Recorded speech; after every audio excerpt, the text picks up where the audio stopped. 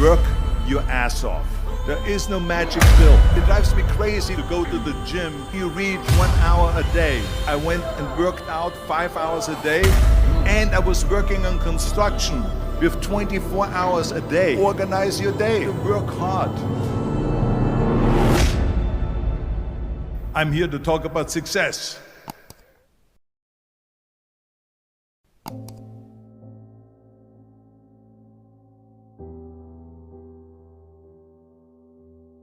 I went to college. I went and worked out 5 hours a day, and I was working on construction because in those days in bodybuilding there was no money. I didn't have the money for food supplements or anything, so I had to go to work. So I worked on construction. I went to college. I worked out in the gym, and at night from 8 o'clock at night to 12 midnight I went to acting class 4 times a week. So I did all of that. There was not one single minute that I wasted. And this is why I'm standing here today.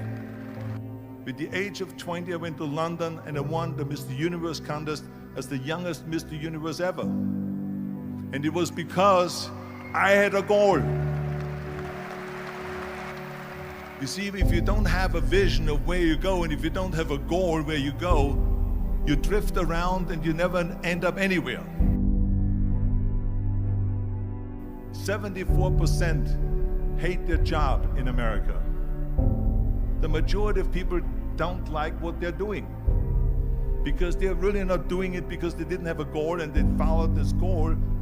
They just aimlessly drift around, and then all of a sudden there's a job opening, so they get that job because you have to work. But then when you work, it's a chore. It's work. It's not fun. So if you think about, only a quarter of the people really enjoy what they're doing in life. So people always ask me, when they saw me in the gym in the pumping iron days, they say, why is it that you're working out so hard? 5 hours a day, 6 hours a day, and you have always a smile on your face. The others are working out just as hard as you do, and they look sour in the face. Why is that? And I told people all the time, I said, because to me, I'm shooting for a goal. In front of me is the Mr. Universe title. So every rep that I do gets me closer to accomplishing that goal, to make this goal, this vision, turn into reality. Every single set that I do, every repetition, every weight that I lift will get me a step closer to turn this goal into reality. So I couldn't wait to do another 500-pound squat. I couldn't wait to do another 500-pound bench press. I couldn't wait to do another 2,000 reps of sit-ups. I couldn't wait for the next exercise. So let me tell you something, visualizing your goal and going after it makes it fun. You got to have a purpose no matter what you do in life. You got to have a purpose. And Muhammad Ali worked his butt off, and I saw it firsthand. And I remember that there was a sports writer that was there in the gym when he was working out and he was doing sit-ups. And they asked him, how many sit-ups do you do? And he said, I don't start counting until it hurts. Now think about that. He doesn't start counting his sit-ups until he feels pain. That's when he starts counting.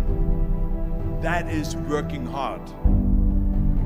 And so you can't get around the hard work. It doesn't matter who it is. Work your ass off. There is no magic pill. There is no magic out there. You cannot get around. You have to work and work and work. Make sure of this and make sure of that and all that stuff. So it's work. And it drives me crazy when people say that they don't have enough time to go to the gym for 45 minutes a day and work out, or to do something for 45 minutes to an hour a day to improve, if it is physically improve or if it is mentally to improve. Imagine you read 1 hour a day about history. How much you will learn after 365 hours in 1 year. Think about if you study about the history of musicians, of composers, how much you would know. Imagine if you would work on the business, on some business that you want to develop every day for an hour. Imagine how further along you will go and get. So it drives me nuts because when people say we don't have the time, we have 24 hours a day. We sleep 6 hours a day, so that gives you still 18 hours. So there's someone shaking their head out here in front. They say probably, I don't sleep 6 hours, I sleep 8 hours, right? Or just sleep faster. So we have 18 hours a day. The average person works around 8 to 10 hours. So let's assume it's 10 hours, so we have 8 hours left. Then you travel around an hour a day, maybe 2 hours a day. So now you have still 6 hours left. So what do you do with these 6 hours? What do you do with these 6 hours? Then we eat a little bit, then we schmooze a little bit, talk a little bit to people and all that stuff. But you can see how much time there is available if you organize your day. So you got to work hard. I hate plan B. And I tell you why. Because we have so many doubters, as I've said earlier, the no-sayers. We have so many of those people that say no and you can't do it, that's impossible. That is okay because we just turn off, as I said earlier, and we listen and we hear the no being a yes. You can't do it, you can do it, and all of that. So that is possible to do that amongst all the negative people around you. But when you start doubting yourself, that's very dangerous. Because now what you're basically saying is that if my plan doesn't work, I have a fallback plan, I have a plan B. And that means that you start thinking about plan B, and every thought that you put into plan B, you're taking away now that thought and that energy from plan A.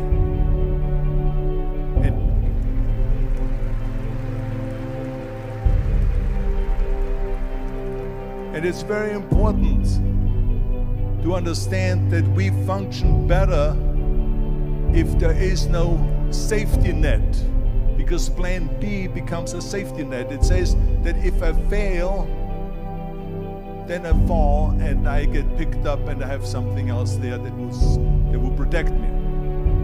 And that's not good, because people perform better when there's no safety net.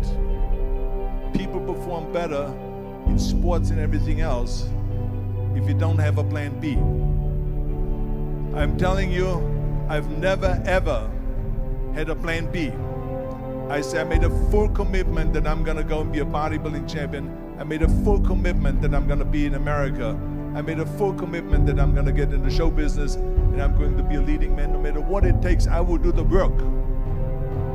I will do the work over and over and over until I get it. And the same was in politics, in everything like that. So to me, it is very dangerous to have a plan B, because you're cutting yourself off from the chance of really succeeding. And the reason, one of the main reasons why people want to have a plan B is because they are worried about failing. What is if I fail, then I don't have anything else? Well, let me tell you something. Don't be afraid of failing, because there's nothing wrong with failing. You have to fail in order to climb that ladder. There's no one that doesn't fail. Michael Jordan said in one of his interviews, when they said, "You're unbelievable, you're the greatest basketball player of all times." I mean, tell me about that. And he says, well, you're just mentioning the successes. But he says, for me to become the greatest basketball player, I missed 9,000 shots when I was playing basketball at the NBA games. So during these games that he was so successful, he missed 9,000 shots. Does it make him a failure? No. He's one of the greatest basketball players of all times, but he failed 9,000 times. Do you get it? We all fail. It's okay.